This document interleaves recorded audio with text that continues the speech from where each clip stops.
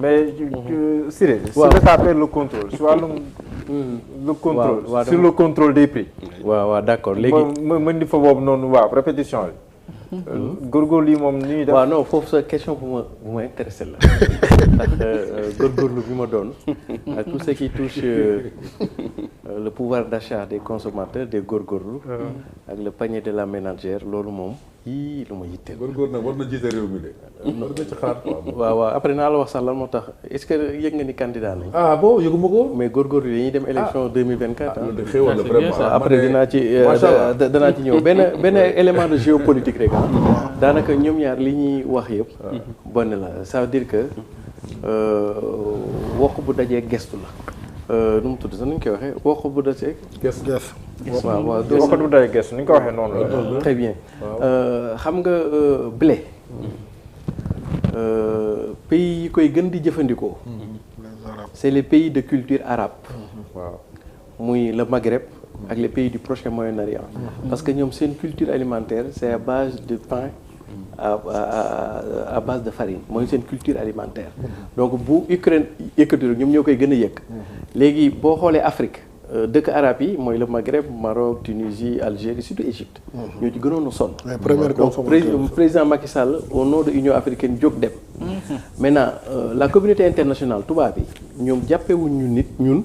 comme étant le centre ñu dañuy toujours jàppee périphérie léegi Moyen-Orient bi ñu jógee parce que ñoom aussi dañuy am benn arme benn instant dañuy nii su ngeen libéré wul blé beeg yooyu ñun suñu pétrole beeg suñu gaz bi dañ ciy teg suñu loxo. donc ñële ils étaient obligés ñu dem léegi kan moo mën a def médiation boobu y avait que la Turquie. parce que Turquie bokkul Union européenne ba pare Turquie moo gën a proche les pays du Proche-Moyen-Orient pour mën a wax ak ñoom. boobu nag la Erdogan dugg faciliter boo xam ni léegi finalement les régions géographiques du monde dañ ci trouver intérêt. président Macky Sall pour le compte de l'Afrique Erdogan pour le compte du Proche-Moyen-Orient mu tombeek ñële aussi am ay déficits yu grand parce que ñoom daanaka duñ koy utiliser. donc stock la woon bu doon yàqu dañ koy soxla donc kuy wut fu mu nekk donc ñu am nuñ ko ndëppale nii def ko yooyu donc pour autant Erdogan a du mérite pour autant aussi le président Macky Sall a du mérite mais léegi nag question bi ma gën a intéressé. waaw ñun góorgóorlu yi. kooku moom day defaraat xol gi sax ndax sama xam nga lii bu ma ci analyser. dama ko ci njëkk a def analyse du point de vue microéconomie. avant may dugg ci macroéconomie. xam nga yëf yi Touba la xewee woon. bu ngeen ko fàttali ko yëf yi soble gi Touba la xewee woon. Touba ñun góorgóorlu yi dañ faa nekk. man mi sama wàll boobu ma am fay mbokk. est-ce que xam ngeen ni Touba am na benn instant au champ mi ngeen di gis nii demoon na ba def installation bi yëpp ba mu des ñëw rek démarrer. commerçant yi dem ci kilifa gi. sëñ Mountakha am luñ ko wax ci Auchan ne ko ñii bu ñu ñëwee ñoo ñëpp doole. ñun lu ñuy jaayee juróom ñoom dañ koy jaayee ñaar dërëm te bu yàggee ñun dañuy daanu. sëñ bi joxe ndigal ne Auchan bu ñu ñëwati. alors qu'ils avaient fait déjà les gros investissements. tey ñu dem lii jët ñoom. affaire bi am pénurie gis nga ni commerçant yi doxalee loolu dafa am ñaari affaire yu muy am ou bien est-ce que xalif général bi dañ ko induire en erreur parce que moom jàpp naa ne du défendre intérêt commerçant yi mais intérêt askan bi lay gën a défendre est-ce que tey jii bu fa Auchan nekkoon commerçant yi dinañ ko mën a doxalee noonu beneen bi li mu firi mooy ce que nous sommes aussi quelque part l'homo sénégalensis xam nga Souleymane Faye day faral di wax ni doole yërmande lay jariñ mais ñun xool ko rek fii sénégalais souvent bokk na ci ay jikko bu la jekkoo ci dara day kut sa bopp. c'est ça ñun ay jamono bu ñu fi daan jógee tabaski di dem Fuuta en temps normal 8000 6000 la ñuy fay bu tabaski jotee boo amul 15000 doo dem julli ji mais au nom de quoi alors que ñun ñuy julli war a dawal yërmande yu mel noonu màggal Sëñ Tuubaa gi yow boo ci jaamuwul yàlla ci lan ngay jaamuwaat yàlla après et cetera donc ma dem ci kër mi donc man sama mbokk góorgóorlu yi nekk Touba li ñu ma jooy man mooy ci misaal sëriñ bi bu mënee xoolaat affaire Auchan boobu mu am concurrence parce que tant que askan bi ñu ngi leen di bàyyee commerçant yi rek ñoom ñooy buuma ko bum bi peut-être que bu fa concurrence amee du ñu demee noonu kon donc sëñ bi ñun de góorgóorlu yi nga xam ni bu soble si demee saaku 50 000 lañu wax du ñu mën a yaasa ñun daal boo ci mënoon a xool yëf yi daal ba mu am concurrence parce que sinon ña nga doon jàppal ñoom mujj gi seen intérêt rek nañuy gën a nekk ci xaw a lor askan bi léegi nag ma ñëw ci macroéconomie xam nga ci macroéconomie dafa am une explication objective et une explication subjective lu tax ñuy dund jafe-jafe yëpp l'explication objective mooy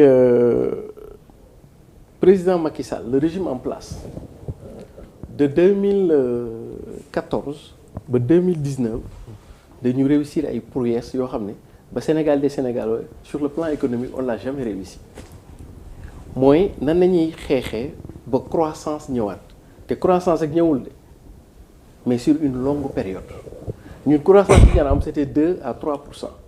C'était pour la première fois dans notre histoire ñu am ay des taux de croissance de plus de 6% sur une longue période au moins sur 5 ans 6 ans. Et quelle était de l'impact?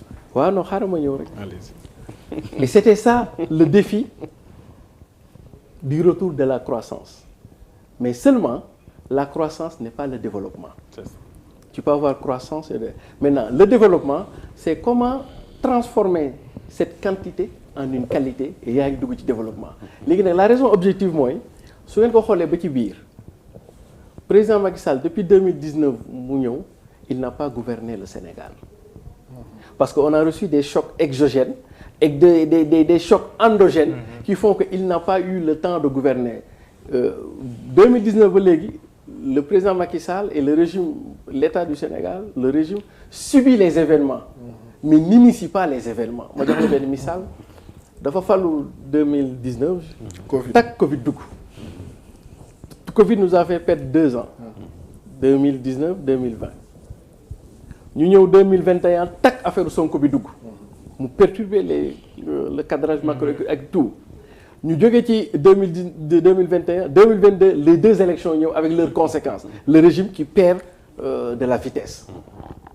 kon donc ça veut dire que moom ñu ngi ko faloon ci 5 ans voilà que pratiquement 3 ans yi ba 4 ans yi dem na ba te ñëpp xam nañ ni dans nos pays là l'année pré-électorale c'est une année perdue parce que on n'est plus dans le temps de l'économie on est dans le temps de la politique et des tactiques donc ça c'est la raison objective boo xam ne mën nga ni président Macky Sall bu fi toogee ba léegi gouverner wu maintenant deuxième kii bi mooy la raison subjective la raison subjective c'est que dañu am ay xam nga bu dee dans le privé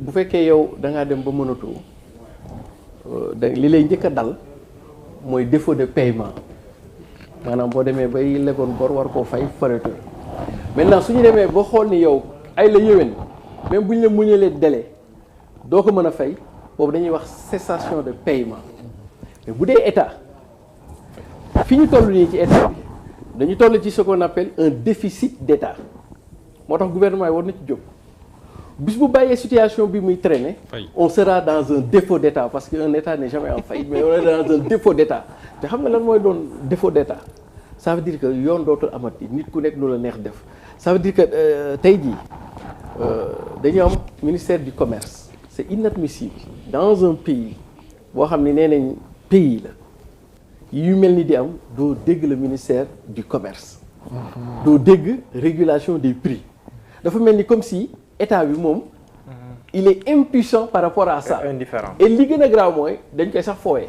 mujj gi dañ koy def sax TikTok di ko def noonu ça veut dire que actuellement nii il y a une crise mënut a ñàkk ci économie mais bu crise amee mën nañu nangu qu'il y ait un déficit d'état sur certaines actions mais gare à un état de tomber sur le défaut d'état te bu ñu demee ci défaut d'état moom kii nañu beneen bi may waaw nga daan rek waaw xanaa saa waay def ma laaj xanaa ma denc ko ba coup de gueule suñu affaire yi waaw d'accord Thierno si dund bu cher bi